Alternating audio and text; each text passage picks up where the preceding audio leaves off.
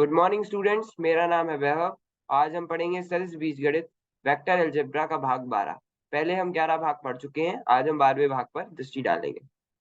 ठीक है, चलिए फिर देर किस बात की, शुरू करते हैं। तो आज हम पढ़ेंगे प्रेक्षण। इसमें हम कुछ देख चुके हैं लेकिन अभी बहुत सी चीजें बाकी हैं, तो हम उन पर दृष्टि डालेंगे। उसके बाद गुणधर्म 1 और गुणधर्म 2 कि ये क्या होते हैं, क्यों आए हैं, और इनका इनका प्रयोग क्या है। ठीक है, इनसे हम कैसे प्रश्न करते हैं ये सब देखेंगे। चलो तो फिर शुरू करते हैं। तो ये हम पिछली कक्षा में पढ़ चुके हैं, लेकिन फिर भी एक बार हम इन्हें देख लेते हैं। ठीक है, ए सदिश डॉट बी सदिश एक वास्तविक संख्या है। पहला क्या है, ए सदिश डॉट बी सदिश एक वास्तविक संख्या है। अब ये तो होगा ही, क्यों? क्योंकि इस जब हम दो सदिशों का अदिश गुणनफल करते हैं तो उसका नाम ही अदिश है। जब उसका नाम ही अदिश है, मतलब उससे जो उत्तर आएगा वह एक अदिश होगा, है ना। उसका जो उत्तर आएगा वह एक अदिश होगा। तो जब वह एक अदिश होगा तो वो एक संख्या तो है ही, तभी तो ए सदिश डॉट बी सदिश एक वास्तविक संख्या। दूसरा, मान लीजिए कि ए सदिश और बी सदिश तो शून्यता सदिश है। तब ए सदिश डॉट बी सदिश इक्वल टू शून्य यदि और केवल यदि ए सदिश और बी सदिश परस्पर लंबवत है। अर्थात ए सदिश डॉट बी सदिश शून्य, मतलब ए सदिश और बी सदिश परपेंडिकुलर है। मतलब कहने का मतलब सीधा सीधा है, मानो ए सदिश है और बी सदिश है ना। ये शून्य नहीं है, इनका कुछ ना कुछ परिमाण है। ए सदिश और बी सदिश शून्य नहीं है, इनका कुछ ना कुछ परिमाण है और दिशा है, मतलब कुछ है इनके। ये शून्य नहीं है, ठीक है। लेकिन जब हमने इनका अदिश गुणनफल किया तो उसका आंसर शून्य आया। तो ये क्यों आया? जब ए सदिश और बी सदिश का कुछ ना कुछ परिमाण है तो उनका गुणनफल शून्य क्यों आया? इसका कारण होता है कि ए सदिश डॉट बी सदिश, मान लो ए सदिश डॉट बी सदिश है, इसका सूत्र क्या होता था? ए सदिश डॉट बी सदिश का सूत्र होता था ए बी कॉस थीटा। यहाँ ए बी क्या है? ए सदिश का परिमाण को हम ए बोलते हैं, बी सदिश के परिमाण को हम बी बोलते हैं, और कॉस थीटा क्या है? थीटा इनके बीच का कोण है। ए सदिश और बी सदिश के बीच में जो कोण होता है उसे हम थीटा बोलते हैं। तो वह होगा ए बी कॉस थीटा। तो जब ए और बी के बीच का कोण 90 डिग्री होता है तो ए सदिश डॉट बी सदिश कितना? शून्य होता है। कैसे? ए सदिश डॉट बी सदिश क्या हुआ? ए बी कॉस थीटा है ना। अब कॉस 90 हो गया, और कॉस 90 का क्या होता है? कॉस 90 का मान क्या होता है? शून्य। और शून्य का जब हम गुणा करेंगे ए और बी में तो क्या आएगा? शून्य। तो इस प्रकार ए सदिश डॉट बी सदिश क्या हुआ? शून्य हो गया, है ना। तो जब भी आपको दिखे कि ए सदिश और बी सदिश शून्य है, ए सदिश डॉट बी सदिश शून्य है जबकि ए और बी सदिश का कुछ ना कुछ परिमाण है, तो ये कहना गलत नहीं होगा कि ए सदिश और बी सदिश 90 डिग्री का कोण बना रहे हैं आपस में। ठीक है, समझ में आया? पक्का। चलो तीसरा देखते हैं। यदि थीटा इक्वल्स टू 0 तब ए सदिश डॉट बी सदिश इक्वल्स टू ए बी। विशिष्टता A dot A equals to A square, क्योंकि इस स्थिति में थीटा इक्वल्स टू शून्य है। ये देखो, जब थीटा शून्य होगा, जब थीटा शून्य होगा, सूत्र क्या था? A B cos theta. A सदिश डॉट बी सदिश का सूत्र ए बी कॉस थीटा। जब थीटा शून्य होगा तो क्या हुआ? ए बी कॉस 0। कॉस 0 क्या होता है? एक। एक होता है ना कॉस 0। कॉस 0 एक होता है, तो एक का गुणा होगा ए बी में, तो क्या आया? ए बी का ए बी। तो ए सदिश डॉट बी सदिश जब थीटा शून्य है तो क्या आएगा? ए बी, है ना। मैं बार बार बोल रहा हूँ, ये मॉड ऑफ, जो मॉड के अंदर ए सदिश है या मॉड के अंदर बी सदिश है, इसे मैं ए या बी ही बोलूंगा, है ना। ए या बी ही बोलूंगा, ठीक है।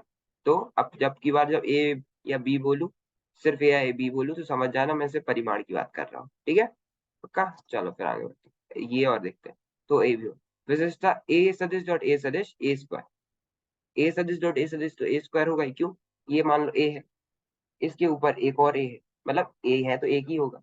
इसका गुणा जब इसी से कर लेंगे तो उसके उनके बीच का थीटा कितना होगा? शून्य होगा ना। तो ए डॉट ए क्या होगा? ए ए कॉस थीटा, है ना। थीटा शून्य है तो क्या हुआ? ए का गुणा हो जाएगा तो क्या है? ए स्क्वायर, क्योंकि इस स्थिति में थीटा शून्य है। ठीक है, समझ आया? चलो फिर आगे। यदि थीटा इक्वल्स टू पाई तब A dot B equals to minus A B होगा। विशेषता ये देखो, पहले यही देख लें। जब थीटा पाई होगा तो ए बी क्या होगा? Minus A B. कैसे?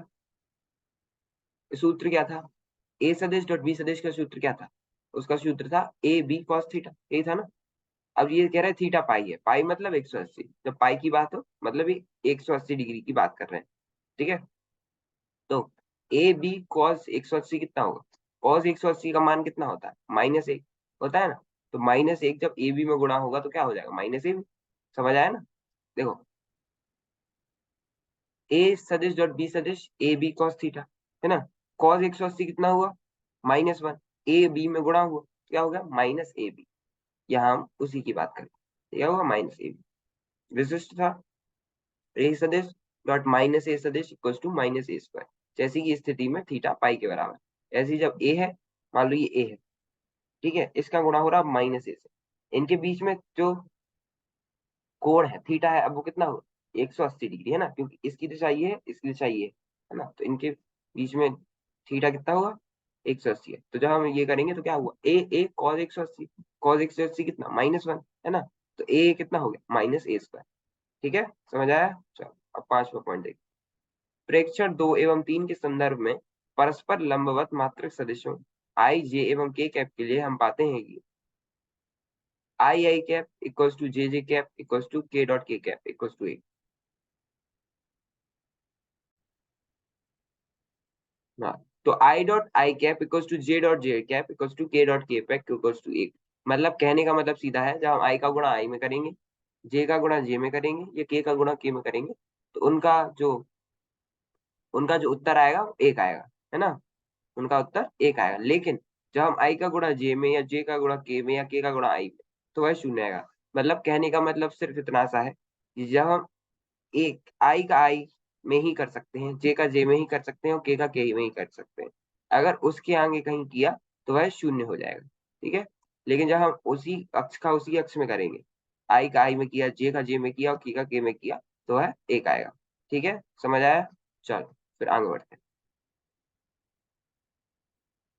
हाँ, तो दो शून्येतर सदिशों ए सदिश और बी सदिश के बीच का कोण थीटा। अब देखो, हमने सूत्र पढ़ा है ना, ए सदिश डॉट बी सदिश क्या होता है? ए बी कॉस थीटा, है ना। तो ये हो गया, मान लो A B equals to A B cos theta. तो यहाँ जो ए बी था ना, ए बी, उसको हम नीचे ले आए, तो कॉस थीटा क्या हुआ? ए सदिश डॉट बी सदिश अपॉन ए बी, है ना। ए सदिश डॉट बी सदिश बटा ए बी हुआ। और थीटा, थीटा निकालना था, तो ये कॉस है, ये कॉस दूसरी साइड जाएगा तो इनवर्स में चला जाएगा। तो थीटा होगा कॉस इनवर्स ए सदिश डॉट बी सदिश बटा ए बी द्वारा दिया जाता है। समझ में आया? कुछ नहीं किया हमने। जो सूत्र था ए सदिश डॉट बी सदिश क्या था? A B cos theta. तो उसमें ने ए बी को नीचे ले गया, तो कॉस थीटा बचा। तो कॉस थीटा क्या हुआ? ए सदिश डॉट बी सदिश बटा ए बी। ठीक है, फिर थीटा निकाला, तो ये कॉस यहाँ पे है, उस साइड जाएगा तो क्या होगा? कॉस इनवर्स हो जाएगा। क्या होगा? Theta equal to cos inverse A सदिश डॉट बी सदिश बटा ए बी द्वारा दिया जाता है। समझ आया? पक्का? चलो फिर अगला पॉइंट देखते हैं। अदिश गुणनफल क्रम विनिमय विनिमय है, अर्थात ए सदिश डॉट बी सदिश इक्वल टू बी सदिश इक्वल टू ए सदिश। कहने का मतलब ये है कि हम किसी भी सदिश का आपस में गुणा कर सकते हैं। मतलब ऐसा कोई जरूरी नहीं है कि ए सदिश डॉट बी सदिश ही करें, हम बी सदिश डॉट ए सदिश भी करेंगे, उनका उत्तर एक ही आएगा, है ना। जैसे जैसे हम जब साधारण तरीके से करते हैं ना, कोई भी अदिश का, कि 7 गुणा 8 कर दो तो भी 56 आएगा, 8 गुणा 7 कर दो तो भी 56 आएगा, आएगा ना। वैसे ही यहाँ पे भी, कि ए सदिश डॉट बी सदिश कर दो, या बी सदिश डॉट ए सदिश कर दो, उससे कोई फर्क नहीं पड़ता, उत्तर उसका एक ही आएगा।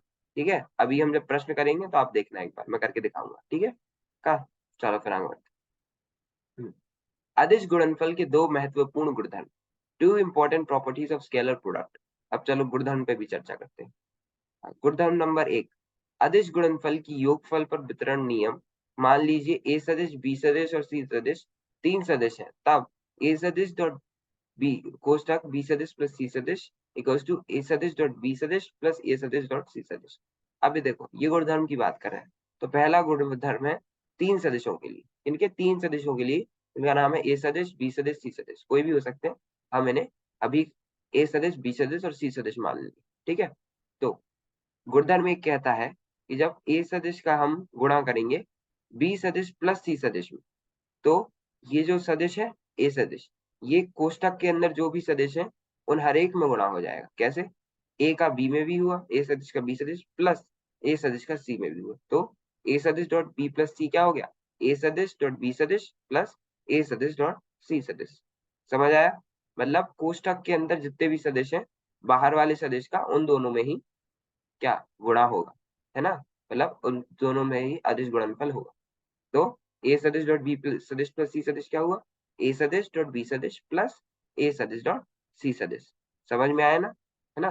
कहने की बात मतलब ये है कि कोष्टक के अंदर कुछ भी हो, मान लो एक्स सदिश, मान लो ए की जगह होता है एक्स सदिश और बी सदिश प्लस सी सदिश की जगह होता वाई सदिश प्लस जेड सदिश, है ना। तो क्या होता एक्स सदिश डॉट वाई सदिश प्लस जेड सदिश, तो उसका उत्तर क्या आता एक्स सदिश डॉट वाई सदिश प्लस एक्स सदिश डॉट जेड सदिश। तो मतलब कोष्टक के अंदर जो भी है उन दोनों में ही अदिश गुणनफल होगा बाहर वाले।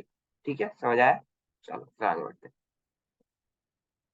गुणधर्म नंबर 2, मान लीजिए ए सदिश और बी सदिश दो सदिश है और लैम्डा एक अदिश है। तो लैम्डा ए सदिश डॉट बी सदिश इक्वल्स टू लैम्डा ए सदिश डॉट बी सदिश इक्वल्स टू ए सदिश डॉट लैम्डा बी सदिश।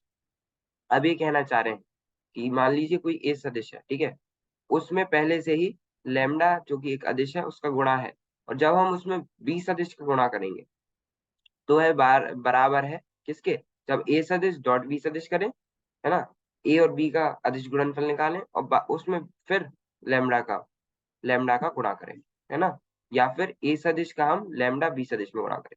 कहने का मतलब सीधा सीधा है किसी का भी गुणा किसी में भी करो उत्तर सब में एक ही आएगा। हम पहले ए सदिश डॉट बी सदिश कर लें, फिर लैम्डा का मतलब का गुणा करें, या फिर हम लैम्डा ए सदिश कर दें फिर उसमें बी सदिश का गुणा करें, या फिर हम लैम्डा बी सदिश कर दें उसमें ए सदिश का गुणा करें, इन सबका अदिश गुणनफल निकालें, है ना, उत्तर एक ही आएगा, है ना। हमने अभी देखा था विनिमय नियम तो मानता ही है कि ए सदिश डॉट बी सदिश को हम बी सदिश डॉट ए सदिश भी लिख सकते हैं, है ना, लिख सकते हैं ना। तो इससे उससे फर्क नहीं पड़ता, और जब अदिश का गुणा होगा तो क्या ही फर्क पड़ेगा। तो जब भी हम अदिश गुणनफल की बात करते हैं तो हम किसी का भी गुणा पहले किसी में भी कर सकते हैं, उससे कोई फर्क नहीं पड़ता, उत्तर हमेशा एक ही आएगा। जैसे ये देखो, इनने लैम्डा ए सदिश का पहले बी सदिश में किया, फिर ए सदिश डॉट बी सदिश के निकाल के फिर लैम्डा किया, या फिर लैम्डा बी सदिश निकाल के उसका गुणनफल ए सदिश के साथ निकाला, लेकिन इन सबका उत्तर एक ही आएगा। तो बस ये गुणधर्म बस यही कहना चाह रहे हैं कि हम किसी का भी अदिश गुणनफल एक दूसरे में कभी भी पहले बाद में करते रहे, उत्तर सबसे एक ही आएगा। ठीक है, समझ आया। चलो, हाँ तो अब हम देखते हैं ये कैसे, ठीक है, एक बार देख लेते हैं तो और अच्छे से आ जाएगा आपको समझ कि ये कैसे। यदि दो सदिश घटक रूप में, ठीक है, दो सदिश है अपने घटक रूप में, क्या है, A one I cap plus A two J cap plus A three K cap, एवं B one I cap plus B two J cap plus B three K cap दिए हुए हैं, तब उनका अदिश गुणनफल निम्नलिखित रूप से प्राप्त होता है। तो ए सदिश है अपने घटक रूप में A one I cap plus A two J cap plus A three K cap, और बी सदिश है अपने घटक रूप में B one I cap plus B two J cap plus B three K cap, है ना, ये दोनों दिए हुए हैं। अब हम इनका अदिश गुणनफल निकालेंगे, ठीक है। तो ये हो गया ए सदिश A one I cap plus A two J cap plus A three K cap, और इसका हम अदिश गुणनफल कर रहे हैं B one I cap plus B two J cap plus B three K cap से। अब ये देखो हमने पढ़ा था ना, जब आई का आई से करते हैं तो एक आता है, जे का जे से करते हैं तो एक आता है, और के का के से करते हैं तो एक आता है ना।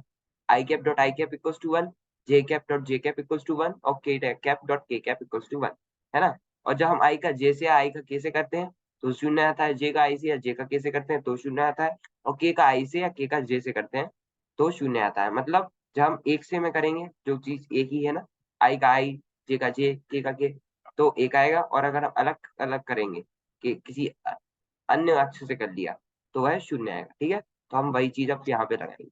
हम्म, तो ये देखो, पहले ए वन आई कैप का बी वन आई कैप से होगा तो क्या बचा, तो क्या है ए वन बी वन, है ना, इनने अलग अलग करके दिखाया, ठीक है। ए वन आई कैप का होगा इन तीनों से, ठीक है, plus A two J cap का होगा इन तीनों से, plus A three K cap का होगा इन तीनों से, ठीक है। अब चलो अंदर करते, A one I cap dot B one I cap किया तो आई आई क्या हो गया एक, I cap dot I cap क्या होगा एक, है ना। तो ये देखो I cap dot I cap हुआ, अब आई का जे से करेंगे तो A one B two I cap dot J cap, है ना। ए वन आई कैप का फिर बी थ्री के कैप से करेंगे, plus A one B three I cap dot K cap, plus A two B one J dot I cap, plus A two B two J dot J cap, plus A two B three J two cap dot K cap. समझ आ रहा है। Plus A three B one K cap dot I cap, यहाँ यहाँ हो रहा है गुणाई को, तो देखो A3V1 प्लस के cap dot I cap plus A3V2 के cap dot J cap plus A3V3 के कैप डॉट के कैप, है ना। अब ये देखो I cap dot I cap क्या होता है, एक, तो ये आ गया A1B1। अब देखो I cap dot J cap क्या होता है, शून्य, शून्य होता है ना आई कैप डॉट के, हमने अभी बात की थी, इस पे चर्चा की थी कि जब आई का आई, जे का जे, के का के में करेंगे तो एक आएगा, और जब हम अलग अलग करेंगे तो शून्य आएगा। तो ये क्या हुआ, A1B1 प्लस A1B2, ये A1B2 क्या हो गया, शून्य, और A1B3 क्या हो गया, ये भी शून्य होगा, क्यों, आई कैप डॉट के कैप क्या होता है, शून्य। जे कैप डॉट आई कैप क्या होगा, ये भी शून्य हो जाएगा, है ना।